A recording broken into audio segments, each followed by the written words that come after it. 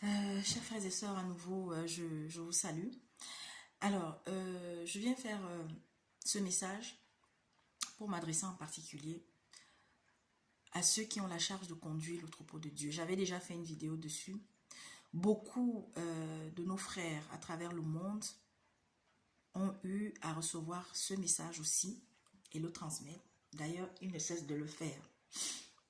À vous, vous qui avez reçu la responsabilité de conduire le peuple de Dieu sur le chemin de la vérité. Je viens faire cette vidéo pour m'adresser en particulier à mes frères catholiques. L'Esprit est en train de me conduire comme ça. À mes frères catholiques. Réveillez-vous. Réveillons-nous. Je vous en prie.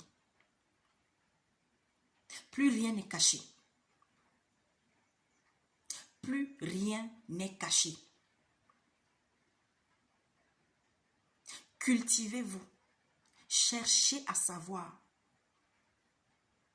Il est très important que l'on sache les origines de la religion à laquelle on appartient. Parce que ce sont ces origines qui vont définir plus tard la doctrine qui va nous être imposée. Ce sont ces origines qui vont nous amener à comprendre les rites auxquels nous avons participé pendant longtemps. Et au final de savoir si ça venait de Dieu ou non. Je ne viens pas faire cette vidéo pour juger, comment je vais dire. Non, je ne vais pas utiliser cette phrase parce que le Seigneur m'a donné le droit de juger celui qui est en train de s'écarter.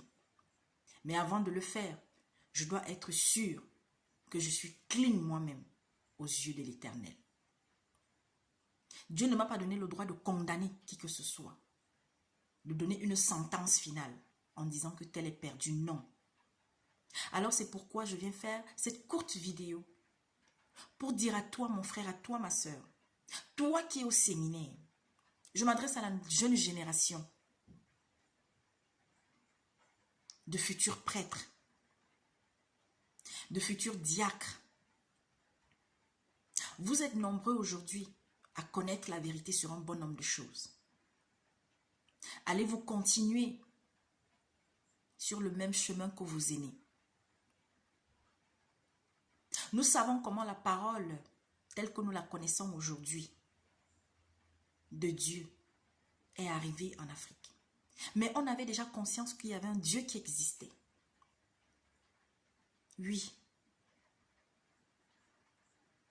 Sauf que beaucoup de nos ancêtres ont laissé faire. Ces gens-là qui sont venus, qui ont pris en otage le véritable message de l'Éternel pour pouvoir faciliter l'exploitation, pour pouvoir faciliter l'extermination de cette jeunesse dynamique, forte, sage, intelligente que constituaient ceux qui ont été emmenés. Les dégâts sont considérables parce que jusqu'à aujourd'hui, on en ressent les méfaits. Mais mon frère, ma soeur, ma mère, toi qui continues d'allumer ta bougie pour pouvoir prier devant, on vous a expliqué que la bougie symbolisait le Saint-Esprit. Non, le Saint-Esprit n'a pas besoin d'être matérialisé par un objet. Nous l'avons fait dans l'ignorance. Et tout ce que nous avons fait dans l'ignorance, soyez tranquilles. Dieu ne nous en a pas tenu rigueur. Mais aujourd'hui, la vérité se connaît. Vas-tu continuer de te prosterner devant tout objet taillé? Et on va te dire non, l'esprit que tu mets devant l'objet devant lequel tu te places, c'est ça qui est important.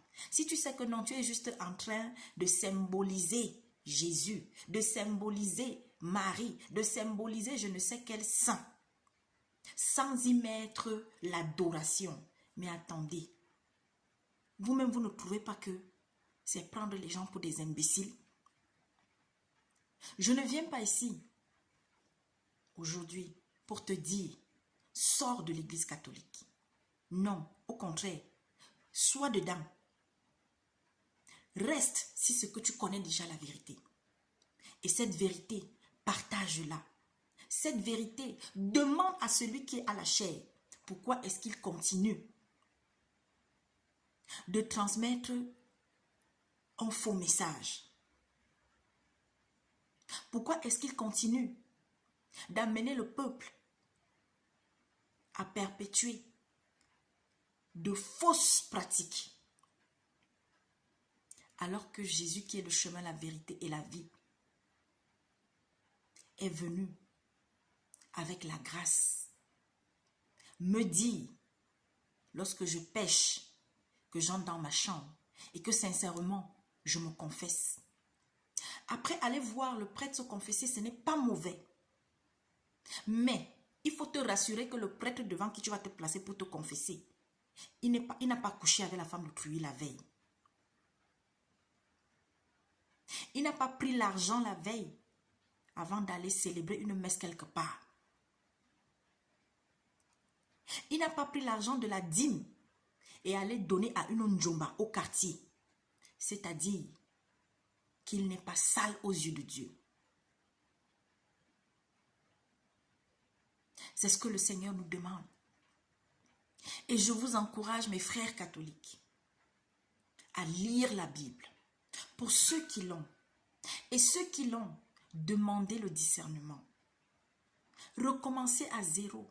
Vous savez, moi personnellement, je ne suis pas sûre que je lirai toute la Bible avant que peut-être je quitte ce monde. Mais le peu que j'ai lu, le peu que le Seigneur m'a permis de comprendre il y a des années, ça m'a aidé chaque jour davantage. On nous fait célébrer des fêtes qui n'ont plus lieu d'être, qui sont des fêtes traditionnelles héritées des Juifs. Juifs dont beaucoup continuaient d'observer la loi mosaïque et refusent de reconnaître Jésus comme étant le sauveur du monde.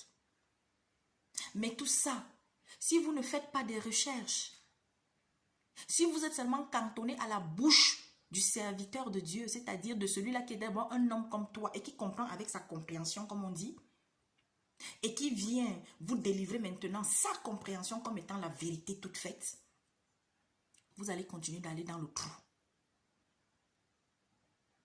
Cessez d'avoir des temples dans vos maisons, parce que votre temple, il est là.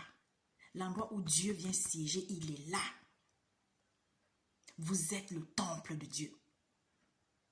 Ton corps est le temple de Dieu. C'est pourquoi il faut en prendre soin, de manière intérieure comme de manière extérieure. Au niveau des dîmes, on passe le temps encore à mentir le peuple africain, à mentir le peuple latino,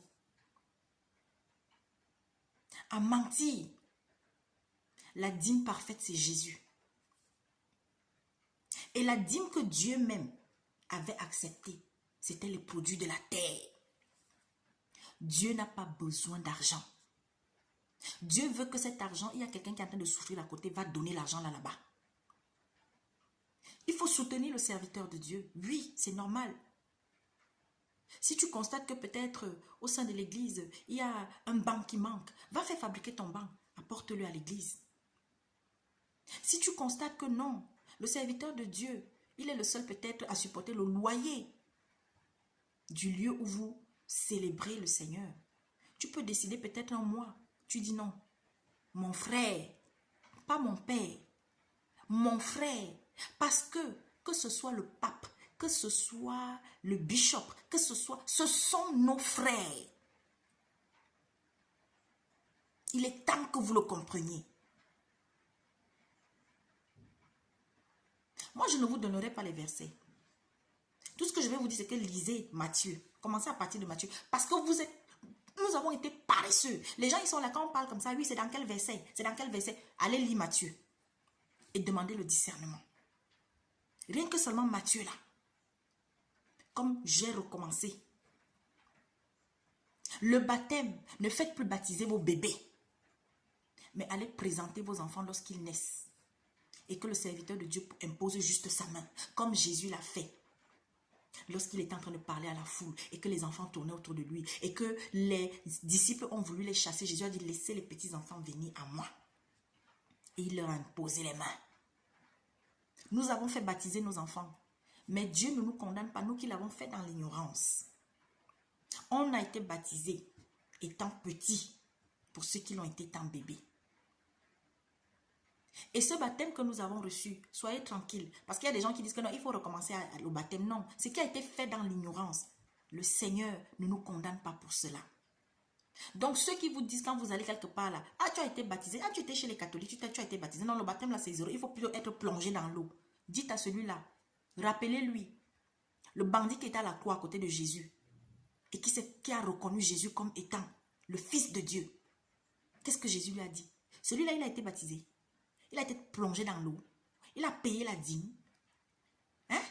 Il a donné quelle offrande? Mais qu'est-ce que Jésus lui a dit? Que dès aujourd'hui, tu seras à côté de moi, auprès de mon Père. Dès aujourd'hui, ouvrez les yeux, mes frères. Pourquoi est-ce que vous continuez d'être dans cette ignorance?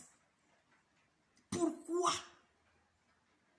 Des gens s'enrichissent, se construisent de gros bâtiments. D'ailleurs, en passant, je l'ai dit dans une vidéo, vous avez regardé, vous avez écouté. Je vous en prie, de moins en moins, soyez dans les églises bâtiments.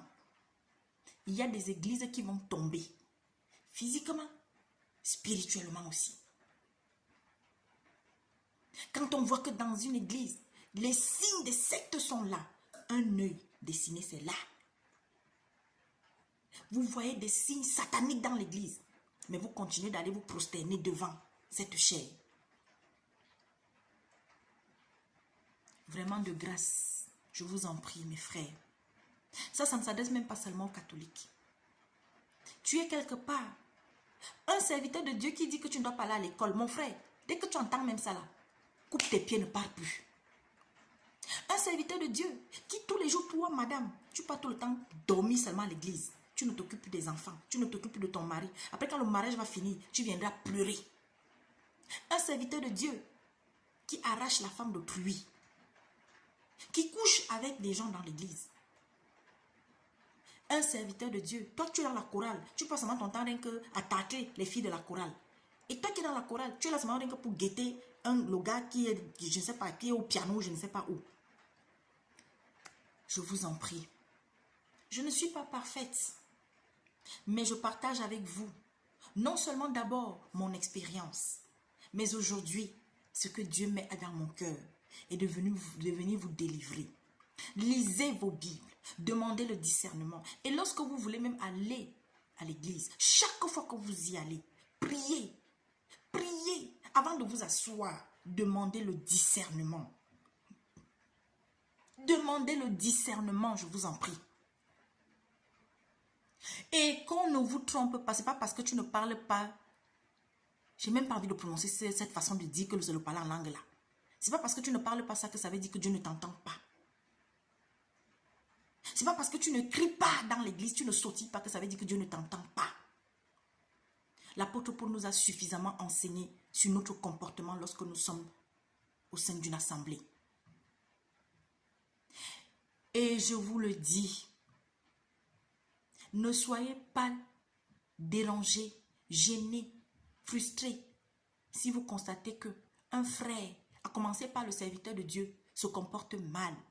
Votre devoir, parce que Jésus nous a donné ce pouvoir à nous tous, c'est de nous reprendre les uns des autres lorsque nous nous comportons mal. Mais avant de le faire, rassurez-vous toujours que vous êtes en conformité devant le Seigneur. Qu'aujourd'hui, là, vous avez fait le tour. Est-ce que je me suis mal comporté hier? Est-ce que j'ai insulté quelqu'un? Est-ce que j'ai la colère dans mon cœur? Est-ce que, avant de faire ça, avant d'aller trouver le serviteur de Dieu et de lui parler. Donc, je vous en prie. Je vous en prie. Je vous en prie. 2021-ci. Beaucoup de choses vont se passer, que ce soit au sein de l'église, que ce soit dans beaucoup de pays.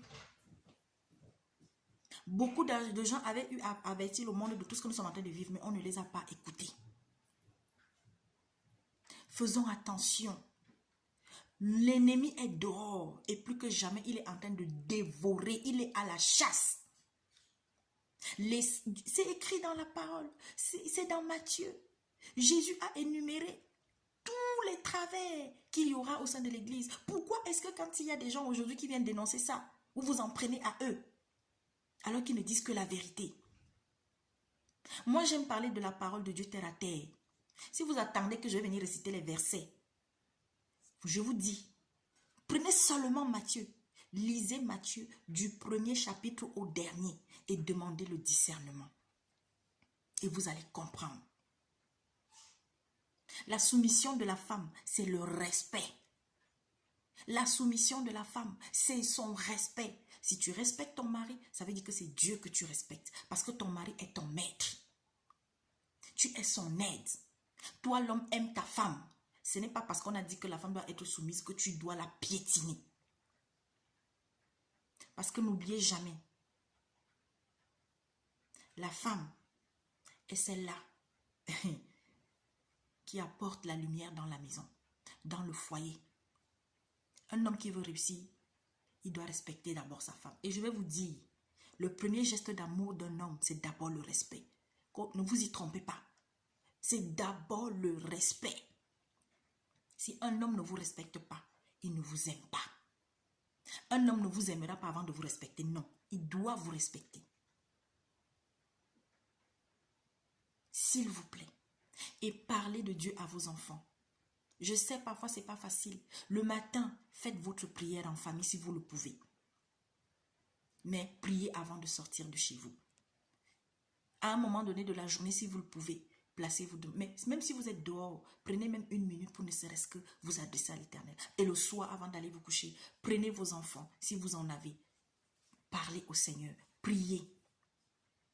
Aujourd'hui, la célébration de l'Éternel se fait et se fera de plus en plus dans les maisons. Les États vont prendre des mesures terribles contre les églises. Préparez-vous à ça. Je vous l'ai dit. Je l'ai dit dans mon cercle restreint pendant longtemps. Je vous en prie. Toi qui n'as pas d'enfant, ne maltraite pas l'enfant d'autrui. Tu n'as pas eu d'enfant, tu as beaucoup d'amour à donner. Je vous en prie. Toi qui passes ton temps à mentir, il est temps de cesser cela. À faire semblant, à envier la chose d'autrui, il est temps de cesser cela. Toi qui passes ton temps à picoler, il suffit que tu acceptes Jésus dans ta vie. Il t'aidera. Par les prières, par le jeûne. Par le jeûne. Le jeûne, je vous assure, les chrétiens blaguent, certains chrétiens blaguent avec le jeûne. N'attendez pas que le jeûne soit décidé par le serviteur de Dieu. Et même si le serviteur de Dieu décide que vous jeûniez, si tu ne le sens pas, ne jeûne pas, mais accompagne l'assemblée en prière. Mais jeûnez, prenez des décisions personnelles de jeûner de temps en temps. Même si c'est 1 fois par semaine, commencez comme ça. Là où je vous parle, je ne jeûne pas. Hein. Mais si je vous dis que depuis le matin, c'est un petit bout de biscuit comme ça que j'ai mis dans la bouche d'ailleurs, que j'ai piqué à mon fils. Je vous en prie. Je vous en prie. Sortez de la complaisance. Le message que Dieu a mis en moi en début d'année pour le monde, c'était résistance. Parce que non seulement il doit avoir la résistance spirituelle, mais il y a la résistance physique. Parce que le monde va être mal. On est parti comme ça pour au moins 3 ans. Jusqu'en 2023 à peu près. C'est ce que le Seigneur m'avait mis à cœur. Donc soyons forts. Je vous en prie. Arrêtez de prendre le serviteur de Dieu comme si c'était Dieu. Si c'est que tu prends le serviteur de Dieu comme Dieu, ça veut dire que, mais attends. Ça veut dire que tu es en adoration. Mais quelqu'un a fait une critique sur ton pasteur, sur ton prêtre, sur votre serviteur. Mais demande le discernement. Prie, dis, mais Seigneur, pourquoi? Est-ce que ce qu'il a dit là? Et fais même ton enquête. Qui vous a dit que vous n'avez pas le droit d'avoir un regard? Allez dans Ézéchiel. Lisez Ézéchiel 1, 2 et 3. Rien que 1, 2 et 3 et vous allez entendre. quand Dieu met son message dans la tête, dans le cœur, dans l'esprit de quelqu'un et que tu dois aller le transmettre. Nous sommes des guetteurs. Tu es un guetteur. Guetteur pour ta propre vie. Parce que si je dis encore, si ta vie n'est pas claire, vraiment, ne t'occupe pas de ton frère à côté. Sortons du Congo, ça parce qu'il y a trop de commérage dans l'église. Et je vous dis, en ce qui concerne cette histoire de dîme, c'est une vérité. Moi, je ne vais pas citer tout ce qu'aujourd'hui, mais tout ce qu'on dépense dans notre couple pour pouvoir faire avancer l'œuvre de Dieu auprès de tels serviteurs ou bien de telles personnes. Personne ne nous a dit de le faire, mais on le fait avec amour. On le fait avec amour. On n'a pas attendu que... Non. On va soutenir une communauté. Parce qu'on sait que non, là-bas, le serviteur qui est là-bas, il est tout seul. Les gens de cette communauté, beaucoup n'ont pas de moyens. Oui, c'est ce genre de choses qu'il faut faire. Vous êtes nombreux là, j'entends, vous faites les dons, des $1000, des machins. Mais il y a même des œuvres humanitaires. Toutes les œuvres humanitaires ne sont pas des sacs à espionnage. Ou bien je ne sais pas quoi. Non. Il y a des orphelinats. Il y a des endroits où on aide les femmes battues. En bas de chez toi, il y a quelqu'un qui est là dans la misère. De temps en temps, on va lui donner 5 francs. Dans la famille, si tu as un frère qui est dans la merde, même comme on est dans des familles où les gens passent le temps parfois à mentir. Mais si quelqu'un t'appelle au secours, fais-le. Fais ta part devant Dieu. Donc, je vous aime. C'est le message que j'avais. Il y a d'autres qui vont arriver. Lisons nos Bibles. Cherchons nous-mêmes la face de Dieu. N'attendons pas que les autres marchent et viennent nous faire avaler. Je vous assure, moi, je ne fréquente aucun pasteur. Je ne fréquente aucun prêtre. Mais il y a des choses que le Seigneur m'a fait comprendre et connaître en étant à la maison. Pendant un moment, j'ai côtoyé beaucoup de gens de différentes communautés. Parce que moi, je suis quelqu'un... Un témoin de Jéhovah va venir sonner à ma porte, je vais ouvrir. J'en ai fréquenté même pendant 3 ans. Mais à chaque fois, je leur disais, quand je n'étais pas d'accord avec eux, oh, il y a des points. Et dont le plus important, sur lequel j'ai toujours été en achoppement avec eux, c'est quand ils pensent que le Saint-Esprit n'accomplit plus de miracles dans la vie de quelqu'un. Que Dieu ne parle plus au monde parce qu'il a déjà dit ce qui devait arriver. Mais non, mes amis. Et je leur ai toujours dit, ah bon? Oh, pitié, mais ce n'est pas de leur faute. C'est la doctrine qu'ils ont reçue depuis longtemps. Et ils sont égarés avec ça. Et pourtant, honnêtement, les frères témoins que j'ai côtoyés, Roger et Amara, je prononce leur nom parce que c'est vraiment des gens, ils sont merveilleux. C'est des personnes merveilleuses. C'est comme ça. Lorsque nous sommes dans une assemblée, ne croyons pas que la religion à laquelle on appartient est la meilleure. Il n'y a aucune religion sur cette terre qui est meilleure. La seule, c'est la religion qui s'appelle l'amour de Dieu. Que le Seigneur vous bénisse. On se donne rendez-vous la prochaine fois.